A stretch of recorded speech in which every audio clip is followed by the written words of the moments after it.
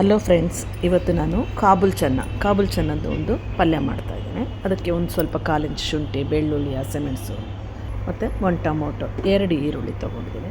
ಈಗ ಒಂದು ಪ್ಯಾನ್ ಇಟ್ಕೊಂಡು 1 ಟೇಬಲ್ ಸ್ಪೂನಷ್ಟು ಆಯಿಲ್ ಹಾಕ್ಕೊಳ್ತಾ ಇದ್ದೇನೆ. ಈ ಆಯಿಲನ್ನು ಬಿಸಿ ಆದ ನಂತರ ಇದಕ್ಕೆ ಸ್ವಲ್ಪ ಸಾಸಿವೆ, ಜೀರಿಗೆ, ನಂತರ ಕಡಲೆಬೇಳೆ, ಸ್ವಲ್ಪ ಉದ್ದಿನಬೇಳೆ ಹಾಕ್ಕೊಳ್ತೀವಿ. ಯೂಶ್ವಲಾಗಿ ಹಾಕ್ಕೊಳ್ತಕ್ಕಂಥ ಒಂದು ಒಗ್ಗರಣೆ ದಿನಸುಗಳನ್ನ ಹಾಕ್ಕೊಂಡು ಅದಕ್ಕೆ ಒಂದು ಒಣಮೆಣಸಿಕಾಯಿನೂ ಸಹಿತ ಅದರಲ್ಲಿ ಹಾಕ್ಕೊಳ್ತಾ ಇದ್ದೀನಿ. ಆನಂತರ ಹಸಿಮೆಣಸಿಕಾಯಿ ಮತ್ತು ಶುಂಠಿ, ಬೆಳ್ಳುಳ್ಳಿಯನ್ನು ಸ್ವಲ್ಪ ಜಜ್ಜಿಬಿಟ್ಟು ಪೇಸ್ಟ್ ಮಾಡ್ಕೊಂಡಿದ್ದೀನಿ.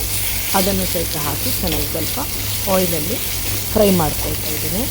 ಈ ಥರ ಶುಂಠಿ ಬೆಳ್ಳುಳ್ಳಿ ಪೇಸ್ಟು ಫ್ರೈ ಆದ ನಂತರ ನಾನು ಸಣ್ಣದಾಗಿ ಕಟ್ ಮಾಡಿರ್ತಕ್ಕಂಥ ಒಂದು ಈರುಳ್ಳಿಯನ್ನು ಇದರೊಳಗೆ ಹಾಕ್ಕೊಳ್ತೀನಿ. ಈಗ ಶುಂಠಿ ಬೆಳ್ಳುಳ್ಳಿ ಪೇಸ್ಟು ಚೆನ್ನಾಗಿ ಫ್ರೈ ಆಗಿದೆ, ಹಸಿ ಅಂಶ ವಾಸನೆ ಹೋಗಿದೆ. ಸೊ ಈಗ ಈರುಳ್ಳಿಯನ್ನು ಹಾಕಿ ಅದನ್ನು ಸಹಿತ ಒಂದು 2 ರಿಂದ 3 ನಿಮಿಷ ಚೆನ್ನಾಗಿ ಫ್ರೈ ಮಾಡ್ಕೊಳ್ತೀನಿ, ಹೊಂಬಣ್ಣ ಬರುವವರೆಗೂ.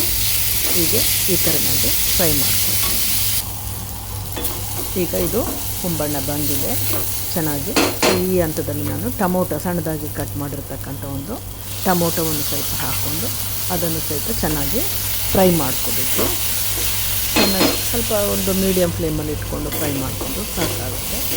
ಈಗ ಟೊಮೊಟೊ ಫ್ರೈ ಆಗಿದೆ. ಸ್ವಲ್ಪ ಮಸಾಲೆ ಪುಡಿಗಳನ್ನು ಹಾಕ್ಕೊಳ್ಳೋಣ. ಟೊಮೊಟೊ ಚೆನ್ನಾಗಿ ಫ್ರೈ ಆಗಿದೆ. ಒಂದು 1/4 ಚಮಚ ಹುರಿದಿರ್ತಕ್ಕಂಥ ಕೊತ್ತಂಬರಿ ಬೀಜದ ಪುಡಿ, ಒಂದು 1/4 ಚಮಚ ಜೀರಿಗೆ ಪುಡಿ, ಆನಂತರ ಒಂದು ಅರ್ಧ ಚಮಚ ಖಾರದ ಪುಡಿ, ಆನಂತರ ಒಂದು ಸ್ವಲ್ಪ ಅರಿಶಿನವನ್ನು ಹಾಕಿ ಈ ಎಲ್ಲ ದಿನಸುಗಳನ್ನು ಮತ್ತು ಸ್ವಲ್ಪ ಒಂದು ಟೀ ಸ್ಪೂನಷ್ಟು ಗರಂ ಮಸಾಲ, 1/3 ಟೀ ಸ್ಪೂನಷ್ಟು ಸಣ್ಣ ಸ್ಪೂನಲ್ಲಿ ಇವೆಲ್ಲವನ್ನು ಹಾಕಿಬಿಟ್ಟು ಚೆನ್ನಾಗಿ ಫ್ರೈ ಮಾಡಬೇಕು. ಸೊ ಅದು ಒಣ ಪುಡಿಗಳಿರೋದ್ರಿಂದ ಅದಕ್ಕೆ ಒಂದು ಸ್ವಲ್ಪ ವಾಟ್ರನ್ನ ಹಾಕಿ ಫ್ರೈ ಮಾಡಿಕೊಂಡ್ರೆ ಅದು ಚೆನ್ನಾಗಿ ಫ್ರೈ ಆಗುತ್ತೆ. ಅದಕ್ಕೆ ಕೊತ್ತಂಬರಿಯನ್ನು ಹಾಕಿಬಿಟ್ಟು ನಾನು ಒಂದು ಸ್ವಲ್ಪ ಜ್ಯೂಸ್ ಮಾಡ್ಕೊಂಡಿದ್ದೀನಿ. ಕೊತ್ತಂಬರಿ ಒಣ ಕಡ್ಡಿಗಳಿಂದ ಆ ನೀರನ್ನು ಹಾಕ್ಕೊಂಡಿದ್ದೀನಿ. ಸೊ ಆ ನೀರನ್ನು ಹಾಕಿ ಆ ಮಸಾಲೆ ಎಲ್ಲ ಚೆನ್ನಾಗಿ ಇನ್ನೊಂದು ಸ್ವಲ್ಪ ಫ್ರೈ ಆಗಲಿಕ್ಕೆ ಕುದಿಸ್ಕೊಳ್ಳಿಕ್ಕೆ ಇಟ್ಕೊಂಡಿದ್ದೀನಿ. ಈಗ ಚೆನ್ನಾಗಿ ಇದು ಕುದಿ ಬಂದಿದೆ. ಸೊ ಈ ಹಂತದಲ್ಲಿ ರುಚಿಗೆ ಬೇಕಾದಷ್ಟು ಸ್ವಲ್ಪ ಉಪ್ಪು ಹಾಕ್ಕೊಳ್ತಾ ಇದ್ದೀನಿ. ನಾನು ಚೆನ್ನವನ್ನು ಬೇಯಿಸುವಾಗ ಒಂದು ಸ್ವಲ್ಪ ಉಪ್ಪು ಹಾಕಿರೋದ್ರಿಂದ ನೋಡಿಬಿಟ್ಟು ಉಪ್ಪನ್ನು ಹಾಕ್ಕೊಳ್ತೀನಿ. ಬೇಯಿಸುವಾಗ ಕಾಳಿಗೆ ಉಪ್ಪು ಹಾಕಿದರೆ ಅದು ಉಪ್ಪನ್ನು ಚೆನ್ನಾಗಿ ಹಿಡಿದಿರುತ್ತೆ. ಸೊ ಈಗ ಚೆನ್ನವನ್ನು ಹಾಕ್ಕೊಂಡು ನಂತರ ಇದಕ್ಕೆ ನಾನು ಬಾಯ್ಲ್ ಮಾಡಿರ್ತಕ್ಕಂಥ ಒಂದು ಡ್ರಮ್ ಸ್ಟಿಕ್ಕನ್ನು ಹಾಕ್ಕೊಳ್ತಾ ಇದ್ದೀನಿ.